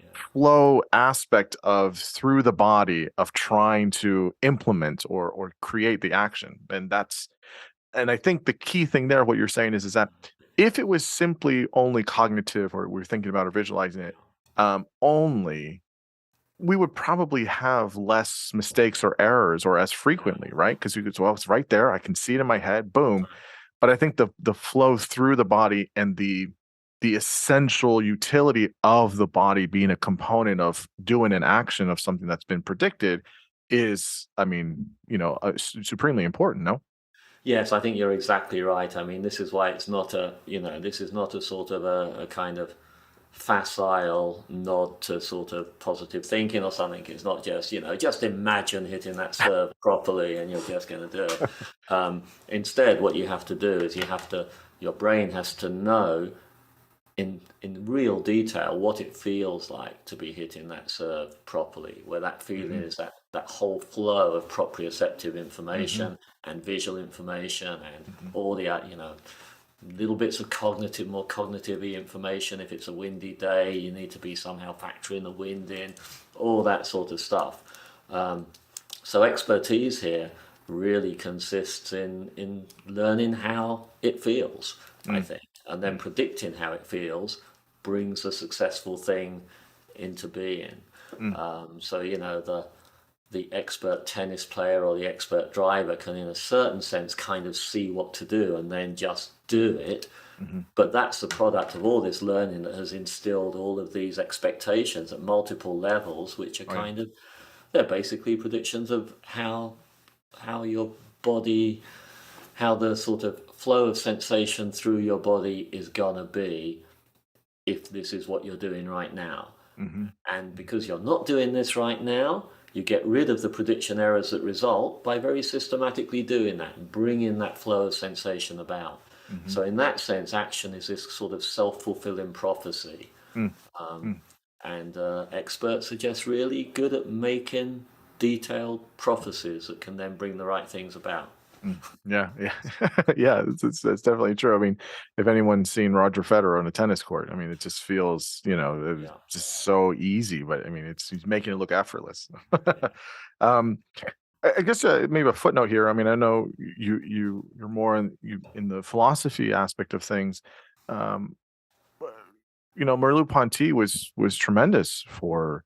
I mean, I think he's very prescient in many ways. I think he's super underrated, but his whole thing was about, he talked a lot about perception. I mean, I think phenomenology of perception is one of the most underrated but really important works of philosophy in the 20th century. It's a fantastic book.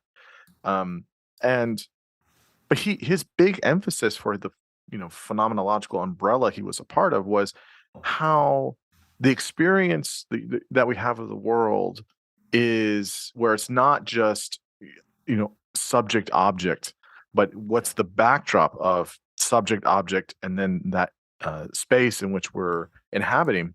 But his whole piece was exactly kind of the point that we're making here is you can't only have cognition or instinct or intuition or consciousness even without the body necessarily. The body is a useful medium. Of course, you can't just have the body without those other things as well necessarily. But and so how much, I guess, I don't know how much you've read of him or whatever, but how much do you see philosophically, some of his work on using the body or how or the importance of the body as having our experiences through the body and what gives the kind of unique, thumbprint, if you will, of each person as being super essential in that way.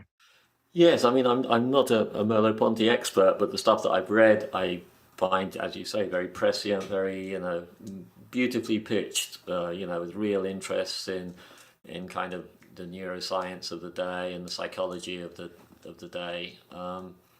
The sort of the general picture of perception and action as being constantly locked together is where I think the Merleau-Ponty picture and the predictive processing picture are really the same picture. Mm, mhm, It's mhm. that idea that you really shouldn't think of perception as something separate from action. Yeah. I think that's the mistake. What we need to do is think of a kind of single thing that the brain is doing, which is in an embodied system, trying to minimize prediction error signals as we go about our tasks. Mm, And those prediction error signals form a kind of common currency that gets to drive both perception and action. mm, And indeed, I've sometimes wondered whether we should really be.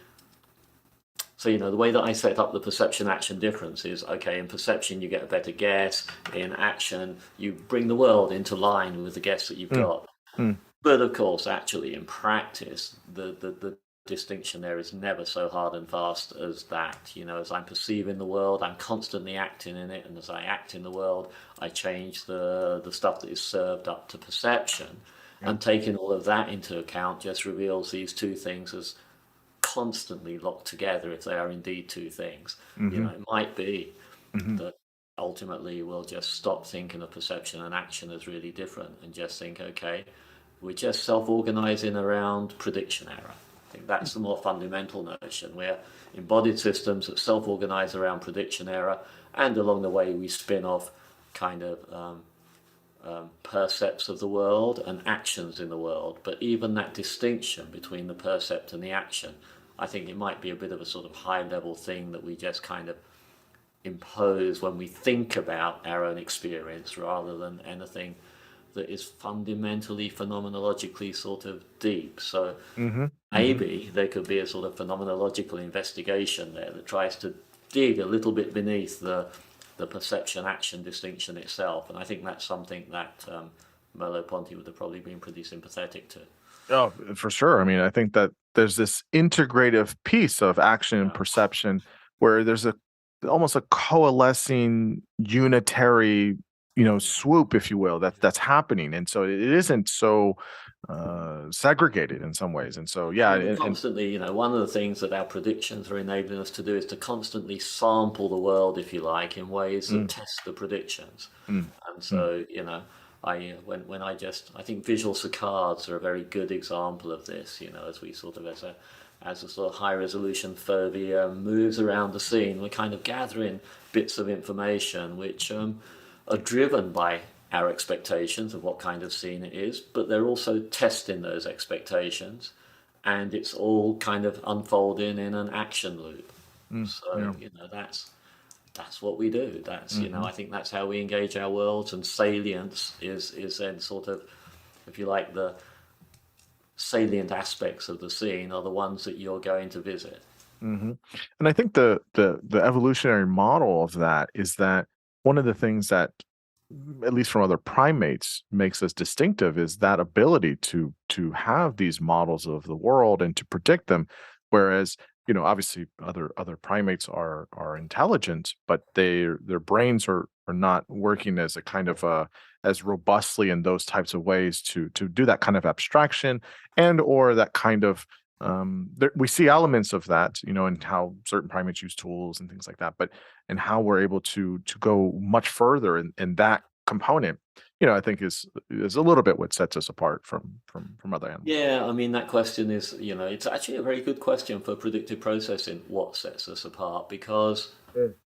the basic predictive processing architecture is right there Mm. in mammals all the way down. It's something like it is there in birds. Something not not 100% unlike it in bees and insects. Yeah. So if you ask what sets us apart, then I think the only thing that we can really say as well, it's stuff that lies on a continuum with all these other things, and it's a sort of mosaic of abilities which Mm. have sort of. I mean, a big question for me is where you fit language into these Right. puzzles. So obviously, predictive processing has a lot to say about how we deal with language, because you predict next words in sentences, you predict words from letters and letters from words, all that sort of stuff. Hmm. But it doesn't really have much to say about the power of language, if you like.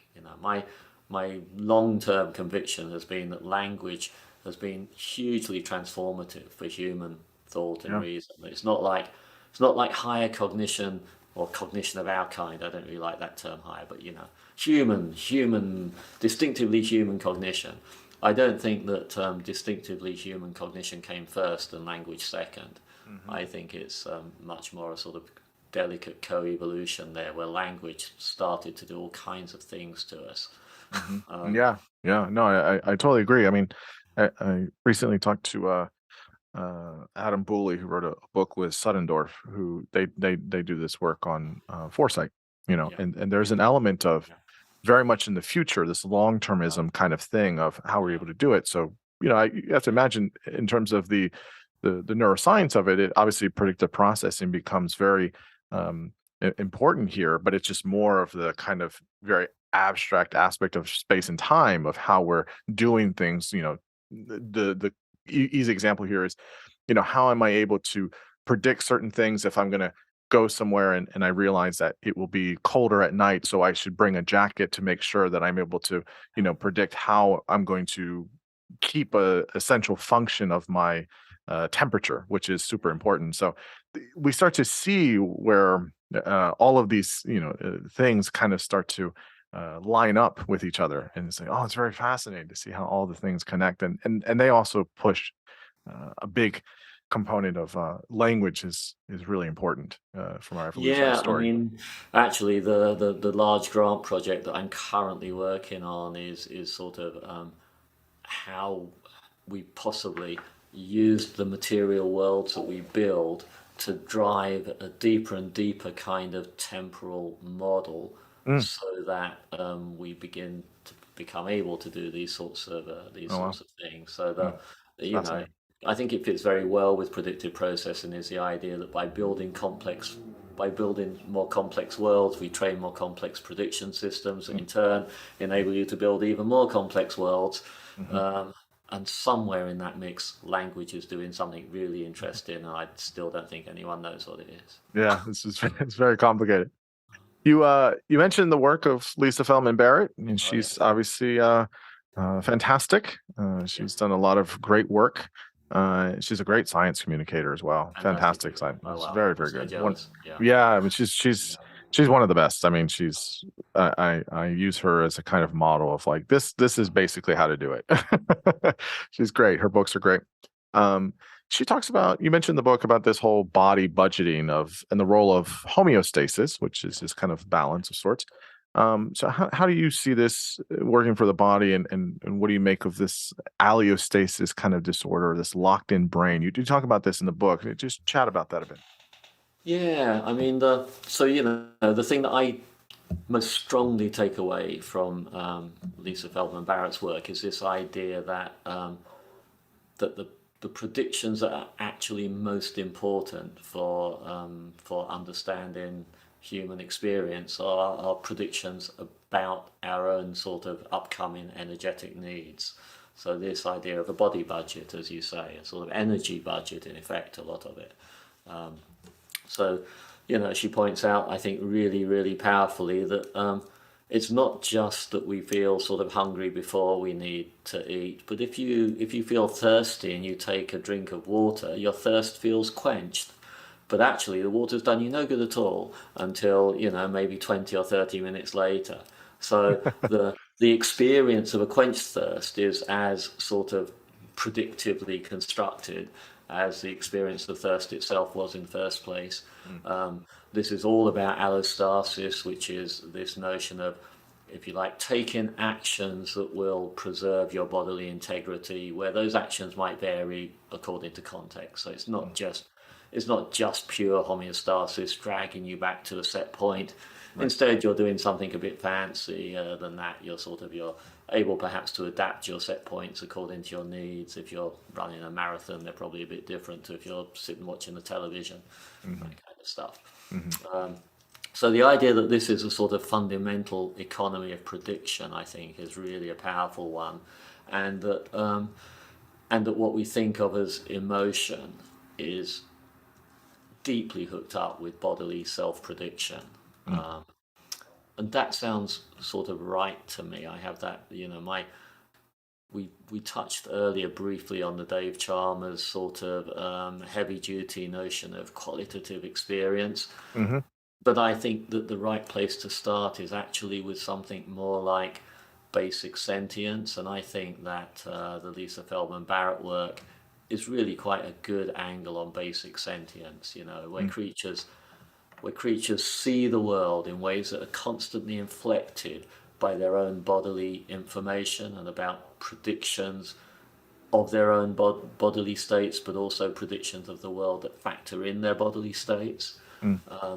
That I think at that point you're really in the ballpark of creatures for whom you know things matter in some sense, because the way that you are perceiving and taking in the external world is constantly interacting with your own your own grip on the internal world, if you like.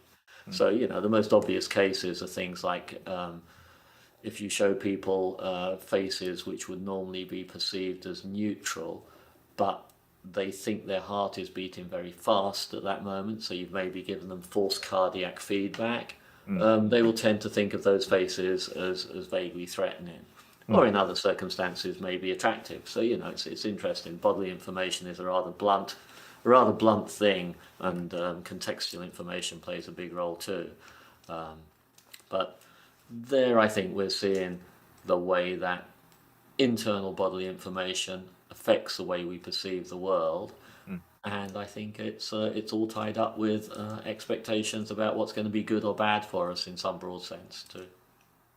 Where do you make the distinction then, I guess, of between this type of basic sentience and a type of qualitative consciousness, right? And where does that sit within our world? It's a huge can of worms. It's a huge can of worms that I reduced to an interlude in the book because Mhm. it's such a big can of worms Yeah, it is. that when I actually did try to tackle it in a chapter or two, even I thought they barely made sense. So we ended up with an interlude where the interlude roughly says what you're getting from the predictive processing story here is a pretty nice account of what I'm going to call basic sentience. Basic sentience being the idea that you perceive the world by guessing at it. Those guesses are not just about the world, but they're about how doing things in the world will affect your own bodily states, particularly the ones important to survival for a creature like you. And at that point, you've got a creature that moves around in the world in a way that looks from the outside as if some things matter to it more than others. It's moving around, harvesting the kind of sensory experiences that enable it to carry on and persist in its world. That's kind of sentience as I see it. So it's, if you've just had a good meal, bits of the world won't appear as salient as they would otherwise. So, the thing that might have looked like, I've got to go over there and eat that, doesn't look like that now. So I might go over here and do a bit of exploration instead to improve my model so I find more food tomorrow. That kind of thing. I think this is sentience. And then there's a question, I have this picture of myself as a creature that has experiences. I depict myself to myself as experiencing the distinctive and not altogether nice taste of Diet Coke and many other things. And that's the sort of root of the Chalmers style hard problem is, so what's going on to give us these things. I mean, predictive processing, Chalmers will say, will tell you a lot about how we move around in the world in ways that fit the profile of sentience, as I just described it. But why does any of that feel like anything? And actually, deep down, I think we've already solved the problem when we did the work on sentience. So that's what I want to say, is the only real problem of consciousness is the one that gets solved by understanding all that stuff about sentience, about how our behaviors are bodily inflected. We move around in kind of ways that are, broadly speaking, good for us. So what's going on when we get really puzzled about qualia, which is just the philosopher's term for this stuff, the distinctive taste of the Coke, the distinctive look of the sunset, and so on. I think what's happening is that we've just become a bit too clever for our own good. We've sort of turned the prediction machinery on ourselves and on our co-specifics, and we've had to come up with a very simple model to enable us to predict our own responses and those of others. And so in that model, I say things, the model says things like, you have experiences of certain kinds and they drive your actions in certain ways. You like sweet things. And so, I see you moving towards these things, and therefore I say you like sweet things. So in that sense, my position here is a form of what some people call illusionism.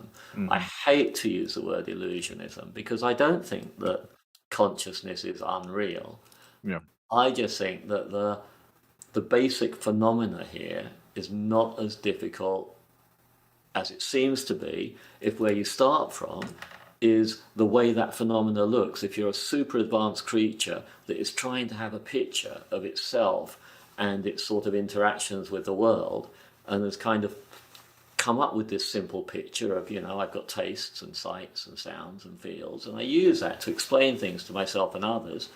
But then I get very, very puzzled about how they fit in to the real sort of physical picture, even though I know that I can explain how things move around in the world and respond in all the kind of right ways using that picture. So I guess I'm sort of skeptical about the residual puzzlement. So I think that once we understand basic sentience and we understand how some advanced creatures tangle themselves up a bit by using simplified self models to predict their own and others' behavior, and the models are great in themselves, it's just that they've spawned this metaphysical puzzlement, and it's a metaphysical puzzlement that I think is a kind of illusion.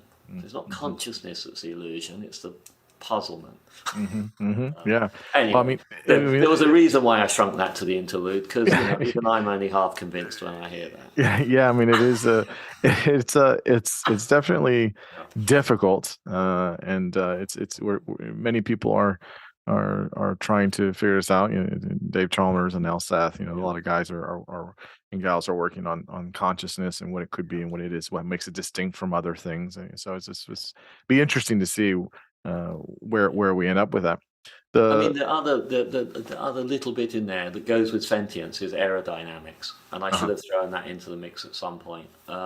So if you're a creature trying to minimize errors, prediction errors in your encounters with the world, one of the things that is going to be very beneficial will be for you to be able to find the bits of the world where it's going to do you the most good to try to minimize prediction errors. And basically that means bits of the world where you can learn something, bits of the world where you kind of bits of the world where your current understanding will enable you to make progress, but you're not quite there yet. That's the ideal place to be, I think. And within predictive processing, there's a picture here of creatures that seek out good aerodynamics, and that means places where you're getting rid of more than expected amounts of prediction error. So basically, my brain expects to get rid of a lot of prediction error fairly easily when I walk around the world, move around. Every now and again, I find myself in a bit of the world where I can't really do much at all, like, maybe, I don't know, the first time you go diving or something like that. It's like, oh my God, I'm not minimizing error very well down here. After enough experience, you sort of begin to be able to, maybe one day, suddenly you think, I'm beginning to get the hang of this. You're minimizing more than expected amounts of prediction error, and we love that bit of the world. If you just found yourself in that bit of the world, you'd stay there. Some of the developmentalists call this the Goldilocks zone. It's sort of problems that are challenging, but not too challenging. Right. And that's where you can do the most learning. So now imagine you're a sentient creature driven by aerodynamics, and now I think you're much closer to a picture of us and why we are both exploratory and exploitative creatures. We love good slopes for learning, if you like. Yeah, I think that's definitely important to note and to try to be more cognizant about. The last two questions I have for you. Obviously, there's been plenty of papers and books written on this, so you can just give us the short condensed version of it. I think it's one of the last chapters in your book. It's about the extended mind. People have been thinking about this, talking about this. The mind isn't just the brain and in the head. How do you usually talk about the extended mind, and how is it important for predictive processing? Yeah. I mean, it's a big. To me, it's a big part of what's going on in the book is bringing the predictive processing picture together with the extended mind picture. So, where shall I start? The extended mind is this sort of, well, there's a nice segue because we were talking about Dave Chalmers a minute ago. So back in the late 90s, Dave Chalmers and I wrote a paper called The Extended Mind. And the idea in that paper was that mind isn't all in the head.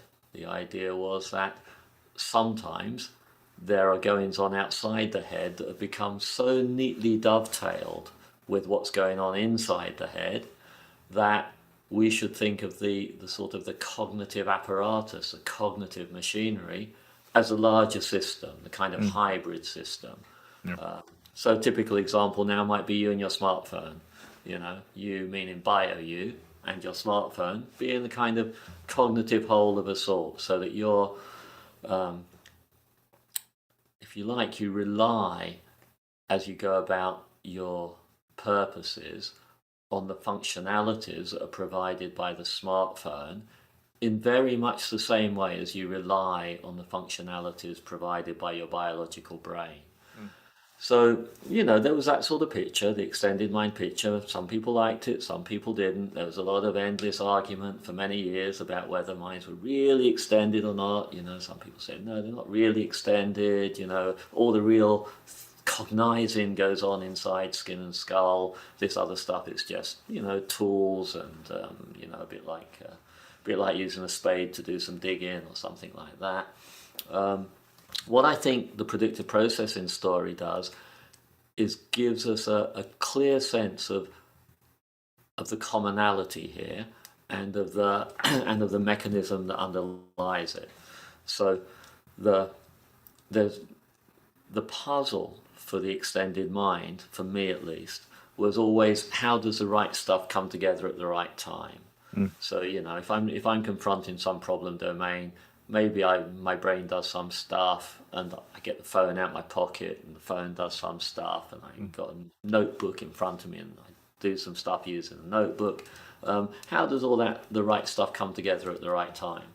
Predictive processing has a really good account of that, because what's going on as you go about your goals is that you're trying to minimize I'm going to use a nasty technical term, just bear with me for a minute. You're trying to minimize expected future prediction error. Now, it's a horrible phrase and it almost sounds nonsensical. Why? What are these expected future errors? If you expect them, why don't you just avoid them? Right. And the idea is, of course, that you do avoid them, that what you're doing is in the present, you're kind of projecting into the future, trying to achieve, you know, technically, you're imagining that your goals were realized, and you're kind of asking yourself, what's the trajectory of states that will make those goals be realized? And to get rid of expected errors, you bring about both practical actions, because we talked in the way that we talked about earlier, by moving your body in the right sorts of ways. Also mental actions, like doing a bit of mental imagery, retrieving stuff from biomemory. Also physical actions, revolving around that common currency of prediction error. And of course, at that point, once physical actions are in the mix, they can be used to minimize expected future error too. So that is just like if I look up the movie times, or I look up the bus times. So, you know, I want to get to the movie house on time. In order to do that, I need to know the bus times. So maybe I get the phone out my pocket and I Google the bus times. So that everything there is brought about in exactly the same way. It's all self-organizing around expected future prediction error. It's trying to minimize this quantity of expected future prediction error. And that just brings the right batch of things together at the right time, but it also shows, and this is what's important for me, I guess, it also shows the extent to which the brain's take on its own capabilities is not making a distinction between those capabilities and those that are supported in the phone. It's basically, it doesn't matter to the brain whether something is stored in biomemory or stored in the phone. As long as there's a robust, reliable way of using that to get rid of expected future error, then it's just going to do it. And that, I think, gives the right sort of computational underpinnings to the extended mind story. It shows in exactly what sense the brain doesn't care whether it's using its own internal stuff or something outside is doing some of the work. Mm. And it also, I think, it kind of shows how the right things come together at the right time. So first, the brain doesn't care what it's using, but secondly, by estimating how best to minimize expected future error, if you're well trained, just like all other forms of expertise, the right things come together at the right time. So it's I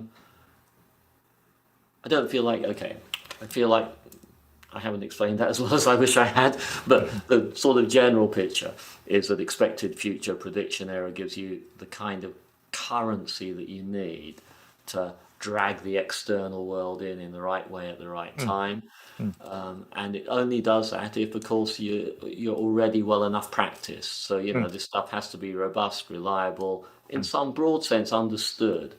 But that doesn't mean that the brain's doing all the work. It just means that what the brain has learned to do is be a kind of conductor of this symphony, some of which is internal and some of which is external. And I think that's what I think was the real fundamental idea of the extended mind, is that we shouldn't think of the brain as the thing that is doing all the work. It's more of a kind of orchestrator. Yeah, no, that's a nice way of putting it. That way of explaining it makes a lot of sense, because it's saying that there's a role here, but it's not doing everything. Exactly. It's not working in isolation or in a vat somewhere. It's Exactly. in concert with other aspects of our body and of who we And are. even saying that it's an orchestrator might be kind of over egging the custard just a little bit. Maybe it's a bit more like a symphony conductor or something where Sure. Yeah. a lot of the work really is being done outside. Yeah. Yeah. Yeah.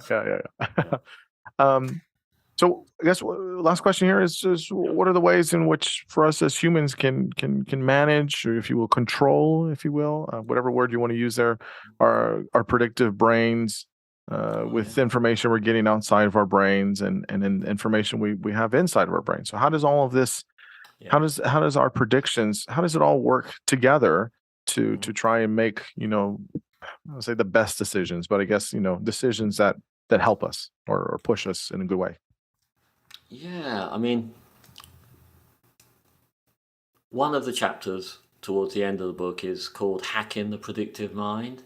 And that's where I try to confront this question of, what does all this mean for how we actually go about things in our daily lives, and what can we do actively to exploit this cognitive profile, if this is indeed the one that we've got.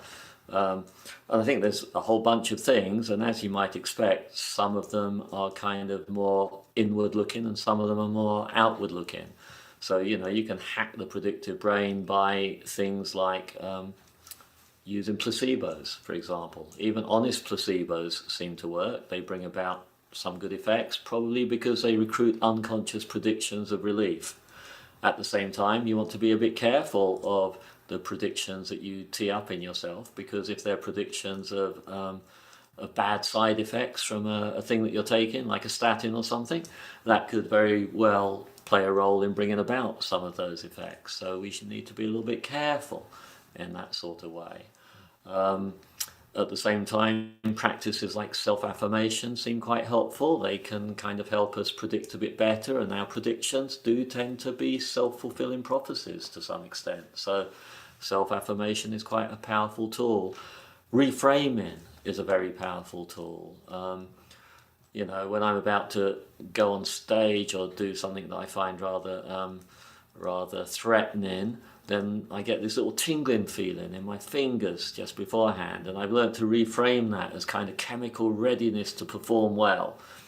And I find that that's actually helpful, It just, instead of thinking, oh, this is a harbinger of doom, something terrible is going to happen. Like, no, this is my body getting ready to do well. That's helpful. There's a whole thing out there called pain reprocessing theory, which works very much like that. It's kind of getting people to think about their own chronic pain and disability in different ways that can turn out to be very helpful. Other ways that you can hack the predictive brain are by providing different environments, like virtual reality. Soothing virtual reality environments seem to entrain predictions of relief and sort of gentleness. So undulating jellyfish seem to be rather popular.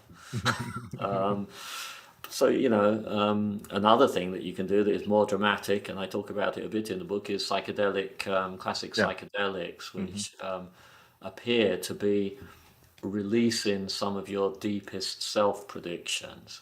And so if you can take your foot off the pedal of self expectation a bit, that allows sort of new ways of seeing the world, of seeing yourself, of seeing your relation to the world to emerge.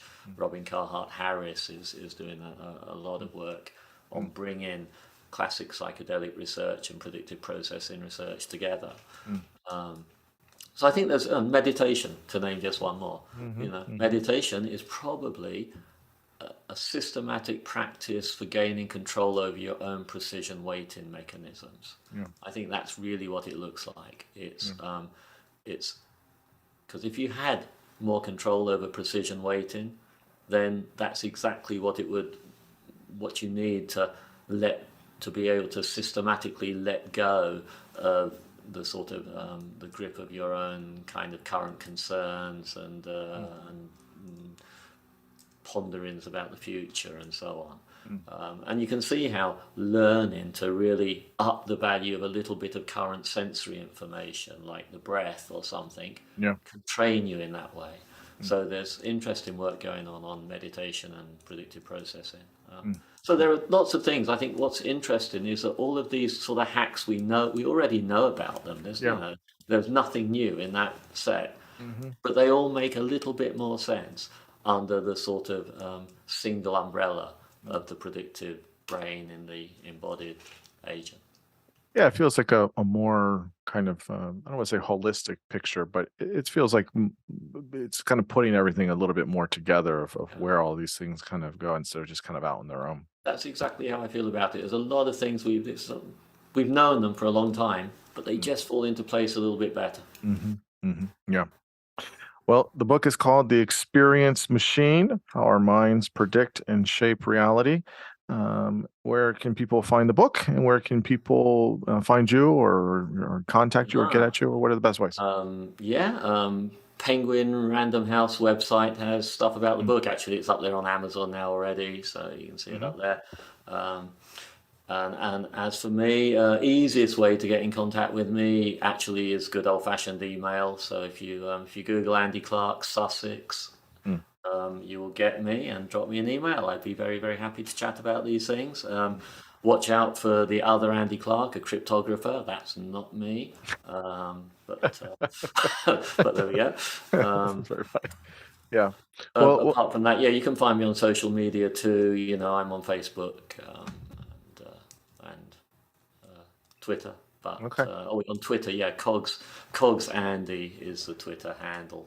Well, I mean, I don't know what to say, Andy. This is too much fun. I mean, I was really looking forward to the conversation, and it didn't disappoint. I'm really grateful that you gave me a couple hours to talk about your work, but more importantly, all these things about our brains and our experience. And it was just so enriching, and I'm just very, very grateful. So big thanks to you for doing that. It's been a huge pleasure, and I'll have to go away and think harder about reality soon. It's never going to go away, that one, is it? Well, maybe we have the next book for you to kind of tell us what you figured out. So, all right, thank you so much. Thanks ever so much. Take care.